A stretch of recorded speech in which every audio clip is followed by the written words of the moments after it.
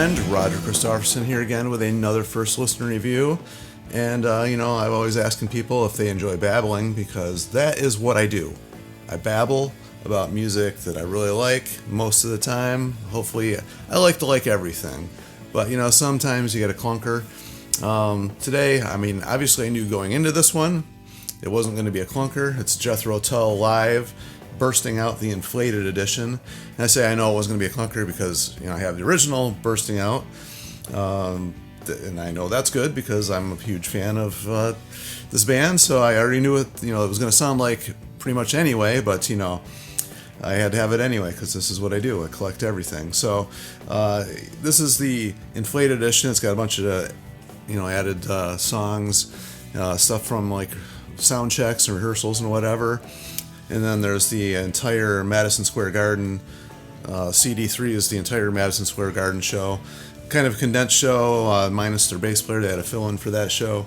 And then there's 3 DVDs with a whole bunch of stuff. All the Steven Wilson mixes and remasters and the 5.1 sound. And there's actually the third DVD is actually probably the really cool part is the music video from Madison Square Garden. I have not seen any of that stuff. I guess that show was supposed to be like this really big, it was promoted as being the first, or one of the first live shows being broadcast worldwide. It's supposed to go out to like 400 million people and basically just ended up being broadcast to like the UK. So not a whole lot of people have seen that, worldwide anyway. I'm sure there's a lot of people out there that are really into Jethro Tull that have found bootlegs and stuff of this, but not officially released anyway. So this was on their Heavy Horses trek out there. I was trying to support that album. I know that there was a lot of people have made comments I've seen over the years that this is not completely live, and if you're listening to it, you can hear some stuff doubled up in there, and you can, if you're really listening, you can pick out some stuff that may have been fixed. And you're still going to hear it on this one. You still do hear it. Steven Wilson, what I like about the way he remixes things is he'll go in and he'll listen to like what the original sounds like, and he'll try to stick to that as much as he can. I've seen interviews with Steven Wilson. I actually really admire Steven Wilson, his work, mixing and just his artistic, creative stuff that he does himself. In case you don't know who Steven Wilson is, like the main singer guitarist for Porcupine Tree. He does a whole lot of stuff on his own, and anyway, I kind of knew him from Porcupine Tree like way back, and followed all the remixes and remasters and stuff he's done. He did the one I bought of The Who there, which The Who is, anybody who listens to anything I put out there, I've always told him this is one of my favorite bands, probably my favorite band actually. And so I really like the stuff he does, and this one it just feels like he did the same thing. Although I'll tell you what, from the very first few notes of No Lullaby, I could hear the difference like instantly. It was like just brighter, cleaner, and felt more energetic. It's amazing that you think this is back in '78, how they use a lot of acoustic instruments, flutes, acoustic guitars, mandolins, how much you can hear everything and how like it all mixes well. I don't know what that translated live, but on the recording, I don't remember it sounding quite this good. The last one, I didn't go back and listen to the original. I haven't listened to this album and I don't even know how long. Couldn't even tell you. It's been forever. But this mix of it anyway does not leave me comparing it to the first one or wanting to go back and listen to the first one. It just I thought it sounded good right from the start. Just everything that sounds so lively and vibrant in it. You can tell. It's funny because you can hear just in the performance of these guys. Ian Anderson just always sounds like he's having a good time. He just has energy about him.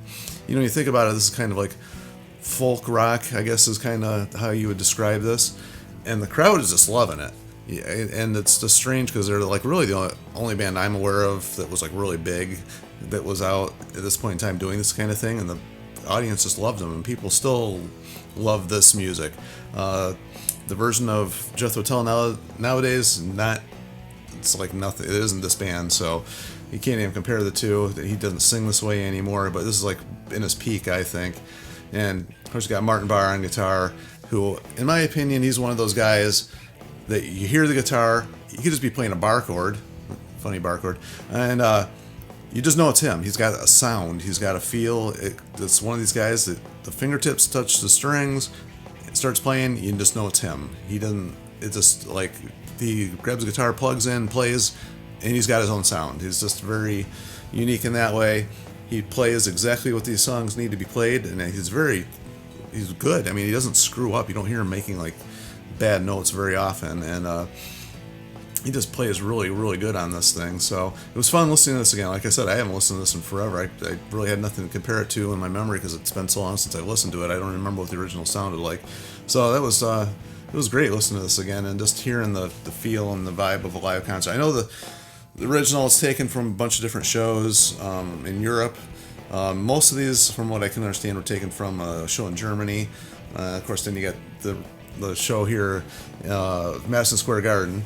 But I just want to add in real quick that they threw on the end of each one of these first two CDs, it's like some sound check stuff. It's weird how they mix this up. They do like the live original version, how it was laid out.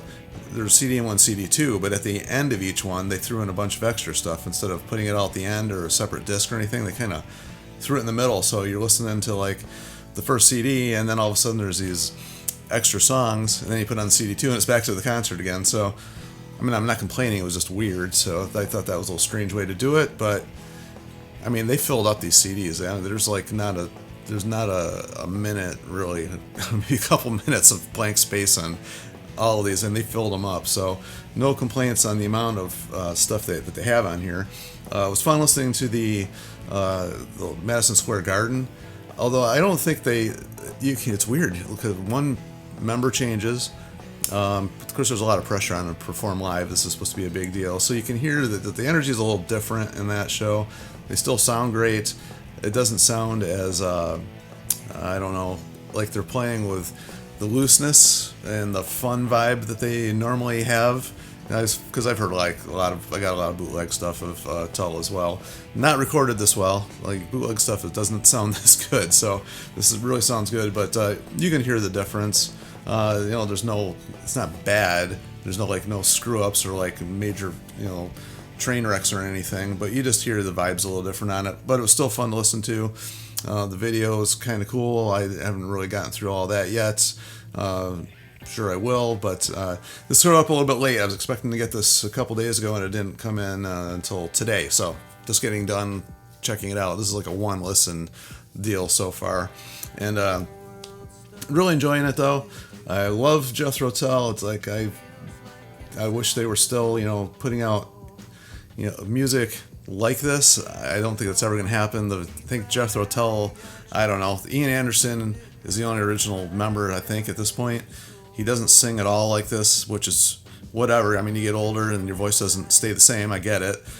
So you're just not going to have this anymore. I wish they were just calling it Ian Anderson at this point, but they're still using the name Jethro Tull. But I don't even know where I was going with that, because that's what I do when I babble. I just kind of go on and on. But this is the version of Tull I really enjoy. I just can't say enough good about this version of Tull. I love everything that they did back in this era. Even the more mellower things that they did. It's kind of weird because they kind of start out the first CD. I didn't realize that it started out kind of like a lot of acoustic, and then they kind of rocked it up, and then ended. Of course, they ended like on their big songs, Aqualung and Locomotive Breath, and how the big ones, Cross-Eyed Mary, and all that stuff. But they threw in all the I don't know if that's the way the concert went back in those days, or that's just the way they decided to lay the album on. I really don't know. I haven't checked that far into it, I guess, but it was an interesting way to lay the songs out, to say the least. But anyway, that's just my quick rundown of it. I keep going. I always go longer than I think I'm going to go on these things, but really good. Really enjoyed it. Definitely worth having if you're a Tull fan.